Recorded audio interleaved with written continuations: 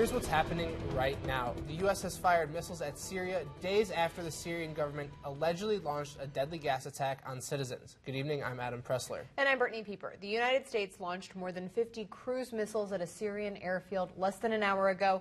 And a warning, some of the images you're about to see might be hard to watch. In response to what the U.S. believes was the Syrian government's use of banned chemical weapons, blamed for killing at least 100 people Tuesday.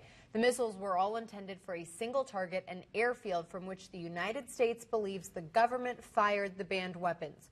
Earlier today, President Trump hinted at action against Syrian President Bashar al-Assad. I think what happened in Syria is a disgrace to humanity. And he's there, and I guess he's running things. So something should happen.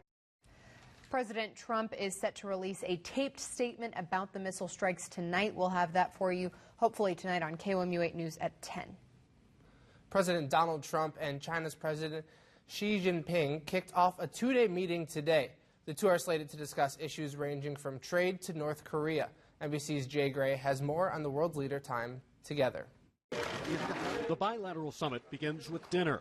President Trump, Chinese President Xi, and their wives sitting down at Mr. Trump's Mar-a-Lago resort ahead of a day and a half of highly anticipated meetings. The summit that takes on more urgency now in the wake of another missile launch Monday in North Korea. We have a big problem. We have somebody that is not doing the right thing, and that's going to be my responsibility. President Trump is expected to lean on China for help pushing back against Kim Jong-un's nuclear ambitions. The leaders are also expected to discuss trade, a hot-button issue for candidate Trump during his campaign for the White House. We can't continue to allow China to rape our country.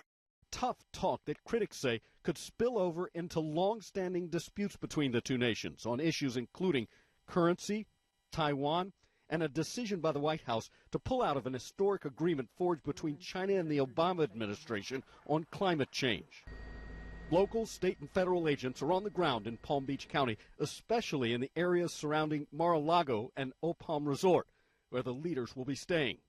Hundreds of supporters and protesters are expected. The groups will gather behind cement barriers and walls well removed from the resorts. We are not going to tolerate any civil disobedience. High security for the first high-stakes face-to-face meeting between the presidents. President Trump will return to Washington on Sunday after the summit. U.S. senators made history today. Republicans voted to change rules so President Trump's Supreme Court pick Neil Gorsuch could be confirmed. The so-called nuclear option broke Democrats' filibuster, changing the rules that had been in place since 1917. But even Republicans weren't excited about the move. So though I'm extremely pleased that we'll confirm such an exceptional nominee to the Supreme Court in the next day or so, I'm of course disappointed with what we were forced to do to get it done. The final vote on Gorsuch's nomination is expected to take place tomorrow. Missouri could spend millions more than expected this year. Today, the state Senate unanimously approved $241 million additional dollars to pay for unexpected expenses.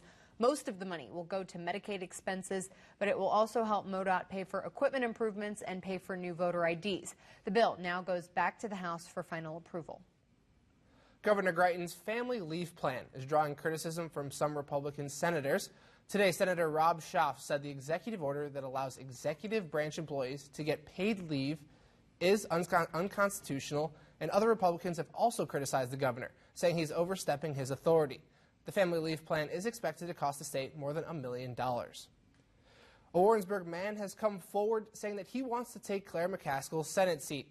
Tony Montetti is a retired Air Force pilot, business owner, and assistant dean at the University of Central Missouri.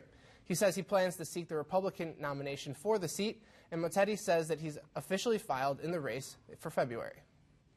Columbia's Boone Hospital Center is up for grabs, and it's up to the Board of Trustees to decide who will take ownership of the lease.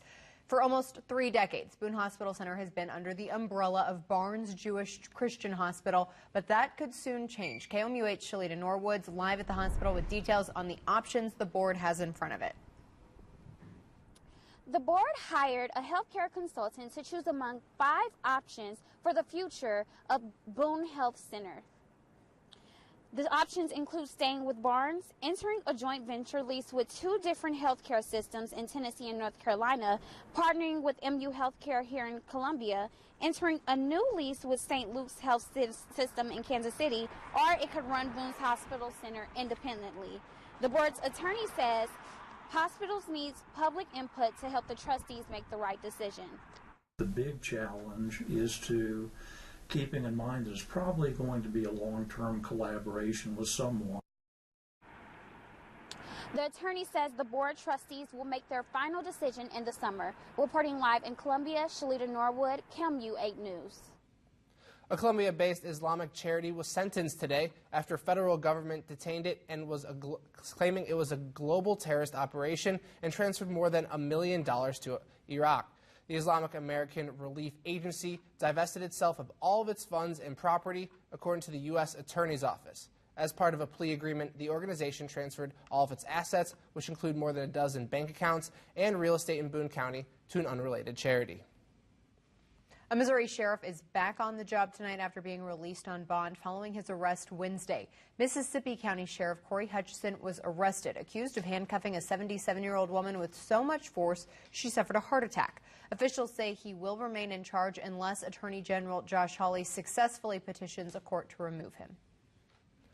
Columbia's Central neighborhood is asking for change. Community leaders and residents met today to talk about how they can fix problems in the heart of Columbia. KMU 8's Lauren Peterson is in the newsroom with what changes neighbors want to see. Some of the main issues residents brought up were community policing, safety, and just building relationships in the neighborhood.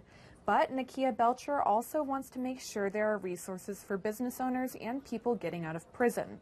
Belcher is a small business owner. She says she wants to make sure people trying to get jobs in her neighborhood, including felons, have community support. I think there should be more outlets for them as far as education and systems where they can basically come back and be successful. Steps to helping them or rehabilitation programs will help as well. The next Central Neighborhood meeting will be on April 25th. The room was packed tonight, but organizers say they're hoping for an even bigger turnout next time. In the newsroom, Lauren Pedersen, KOMU 8 News. It was a drier day today. Kenton says it will be even warmer over the weekend, so let's send it over to him to get a look at the full forecast. Brittany, thank you very much, and good evening, everyone. Let's start off tonight with our drought monitor. Comes out every single Thursday, like show it to you. You can see a lot of the United States not under a drought at this point, and we are doing much better. And this doesn't even include the rain that we saw over the past 48 hours. Everything from about Tuesday evening into Wednesday, about an inch of rain for a lot of us in mid-Missouri, not included because this is as of ground conditions on Tuesday afternoon. Otherwise, you can see we're in a D0, which is just an abnormally dry condition in the yellow, and a D1, a moderate drought there in the tan. Otherwise, looking at our temperatures right now, we are starting to cool down. We're at 50 degrees still, though, in Colombia, 47 in Mexico, 48 over in Paris. Winds are right in from the northeast, or northwest, excuse me, about 5 to 10 miles an hour. They're starting to calm down as well. We will see calmer winds in the next couple days, and we're going to start a warming trend, too. We're at 63 on Friday, a lot of sunshine. 76 on Saturday, a big warm-up, and we're going to have a chance for more wind this weekend as well, and chances for showers and thunderstorms. I'm tracking everything you should know coming up after the break. After the break, how you could impact some of the regulations that govern your roads. Never be surprised by the weather.